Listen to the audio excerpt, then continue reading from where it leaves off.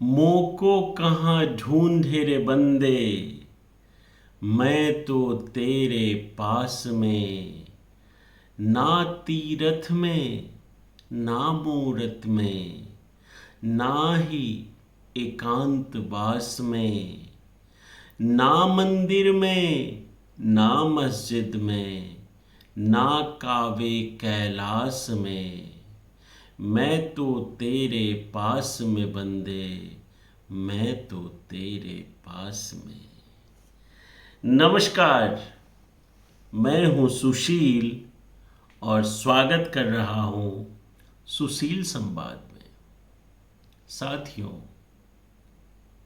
एक बार पुनः सदगुरु कबीर साहिब जी का एक बहुत ही तत्वदर्शी मार्गदर्शक भजन या कहिए पद लेकर के उपस्थित हूं,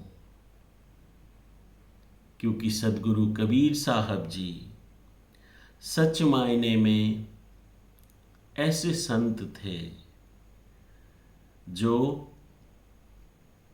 भूतकाल में भी, वर्तमान काल में भी और भविष्य काल में भी उतना ही अहमियत रखेंगे जितना अभी के दौर में या जो बीत गया उस दौर में अहमियत रखते हैं। ऐसा क्यों है? क्योंकि हमारे देश में अध्यात्म को लेकर के बहुत गहरा असर रहा है। आध्यात्मिक होना एक अलग स्थिति है, क्योंकि आध्यात्मिक जब आप होते हैं तो आप में दया, करुणा, वात्सल्य, प्रेम, सद्भावना, समरसता यह स्वतः आ जाती है। लेकिन दुर्भाग्य की बात यह है कि हमारा देश भारत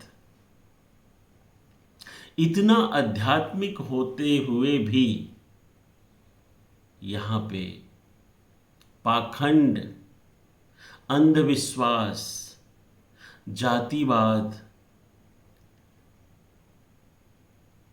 ऊंच नीच, छुआछूत ये बहुत बड़ा अभिशाप रहा है। और सदगुरु कबीर साहब जी इन सभी बंधनों को तोड़ने का, इन सभी दुर्गुणों पे गहरा प्रहार करते हुए जो हथौड़ा चलाए हैं वो तब भी प्रासंगिक था, अब भी प्रासंगिक है और आने वाले काल में भी प्रासंगिक रहेगा। आज जो इस वीडियो को आप देख रहे हैं, इस वीडियो को देखते हुए अभी आप देखते होंगे जितने भी सोशल मीडिया प्लेटफॉर्म हैं, जितने भी न्यूज़ चैनल हैं, वहाँ पे एक विवाद चल रहा है। और वो विवाद किस चीज़ का है? एक मूवी रिलीज होने वाली थी 11 अप्रैल को, और 11 अप्रैल को महात्मा ज्योतिबा फूले जी का जन्मदिन, और उन्हीं के जीवनी पे बना हुआ ये फिल्म फूले, जो कि रिलीज होने वाला था 11 अप्रैल को, लेकिन वो रिलीज नहीं हो पाया क्योंकि कुछ पाखंडी लोग ने दावा किया कि इस मूवी में जो दिखाया गया है वह बहुत ही दुर्भाग्यपूर्ण है और समाज को बांटने का काम करेगा। मैं ये पूछना चाहता हूं, अगर आप बांटने की बात करेंगे तो 4 वर्णों में किसने बांटा? आप बांटने की बात करेंगे, अछूत किसने बनाया? आप बांटने की बात करेंगे, अछूतों को गले में हांडी और झाड़ू किसने बांधा? आप बांटने की बात करेंगे तो अपने आप को श्रेष्ठ और शूद्रों को नीच किसने बनाया? ये सवाल तो पूछा जाएगा ना। और ये बहुत ही प्रासंगिक भी होता है, क्योंकि अगर कहीं लड़ाई होती है तो लड़ने वाले दोनों पक्ष में कोई तो गलती किया रहता है ना, कोई तो गुनाह किया रहता है ना, तब तो लड़ाई होती है। सदगुरु कबीर साहब जी एक समदर्शी व्यक्ति थे। जहां भी किसी भी तरह का द्वंद्व हो, किसी भी तरह की लड़ाई हो, चाहे वह धर्म को लेके हो, चाहे वह अंधविश्वास को लेकर के हो, चाहे वो पाखंड को लेकर के हो,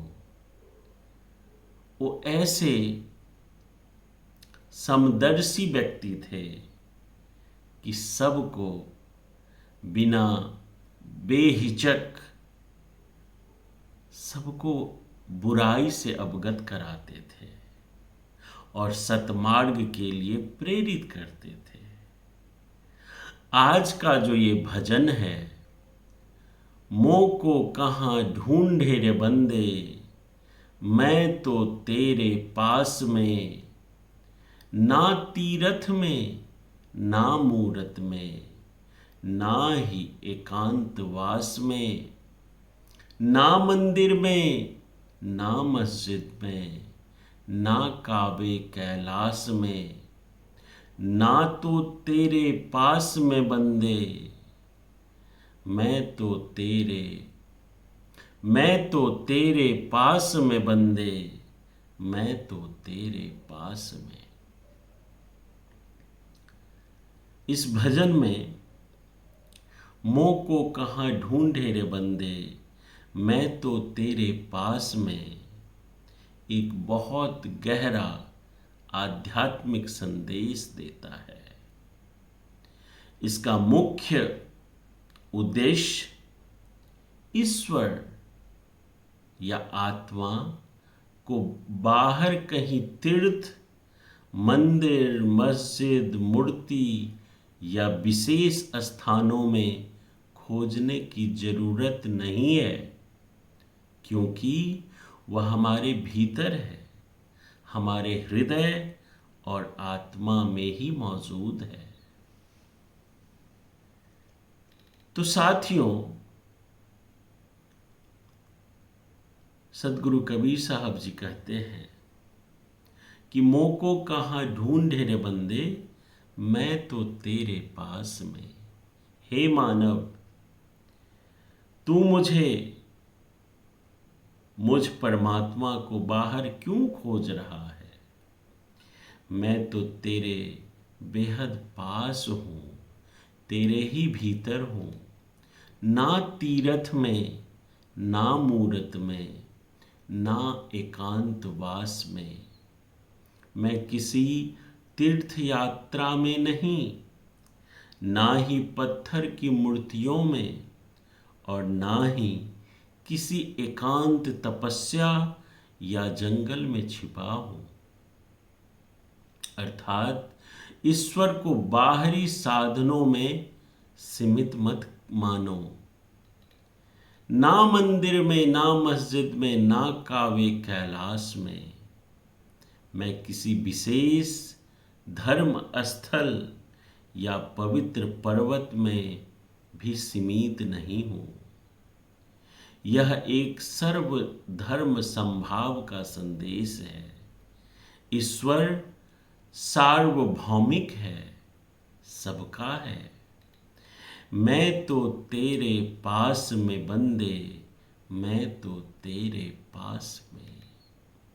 अर्थात मैं हमेशा तेरे साथ हूँ, तेरे मन, आत्मा और अनुभव में हूँ। जब तू अपने भीतर झांकेगा, आत्मचिंतन करेगा, सच्चे प्रेम और श्रद्धा से जिएगा, तभी मुझे पाएगा। परमात्मा को बाहर नहीं, अपने भीतर खोजना चाहिए। ईश्वर हर व्यक्ति में समाया है। आत्मज्ञान, प्रेम, करुणा और सच्चाई से ही उसकी प्राप्ति होती है। तो साथियों, कितना अद्भुत शब्द। ना मैं जप में, ना मैं तप में, ना व्रत उपवास में, ना मैं क्रिया कर्म में रहता, ना ही जोग संन्यास में, ना ही प्राण में, ना ही पिंड में, ना ब्रह्मांड आकाश में, ना मैं प्रकृति प्रवार गुफा में, ना ही श्वासों की श्वास में। और क्या खोज होए तो तुरंत में मिलियो, पल भर की तलाश में। कहत कबीर सुनो भाई साधु, मैं हूँ तेरे विश्वास में। क्या अद्भुत बात कही है। ना मैं जप में, ना मैं तप में, ना व्रत उपवास में। मैं अर्थात ईश्वर ना तो मंत्र जाप में हूँ, ना कठोर तपस्या में, ना ही उपवास जैसे बाहरी दिखावे में। सच्चा ईश्वर बाहरी कर्म कांडों से नहीं, आंतरिक भाव से मिलता है। ना मैं क्रिया कर्म में रहता, ना ही जोग संन्यास में। मैं ना तो किसी धार्मिक रीति रिवाजों में हूँ और ना ही संन्यास या योग के दिखावे में। परमात्मा त्याग और बाहरी बनावट से नहीं मिलता, बल्कि अंदर की शुद्धता और सरलता से मिलता है। ना ही प्राण में, ना ही पिंड में, ना ही ब्रह्मांड आकाश में। मैं सिर्फ शरीर, प्राण या इस विशाल ब्रह्मांड के किसी कोने में नहीं हूँ। ईश्वर को भौतिक रूप या विज्ञान से नहीं समझा जा सकता, वह तो अनुभव का विषय है। ना मैं प्रकृति प्रवार गुफा में, ना ही श्वासों की श्वास में। मैं गुफाओं में छिपकर ध्यान करने से नहीं मिलता और ना ही श्वासों की गिनती करने से। ध्यान और साधना तब सार्थक होती है जब उसमें सच्ची भावना हो। सिर्फ तकनीक से ईश्वर नहीं मिलता। खोज होए तो तुरंत में मिली हो, एक पल की तलाश में। अगर सच्ची खोज हो तो मैं तुरंत मिल जाता हूँ, बस एक क्षण की सच्ची तलाश चाहिए। ईश्वर को दूर की चीज नहीं, वो तो तुरंत अनुभव में आ सकता है। बस मन को निर्मल होनी चाहिए। कहत कबीर सुनो भाई साधो, मैं तो हूँ विश्वास में। सदगुरु कबीर साहब जी कहते हैं कि हे साधको, मैं तो सिर्फ विश्वास में हूँ। श्रद्धा, प्रेम, विश्वास और समर्पण ही सच्चा रास्ता है ईश्वर तक पहुँचने का।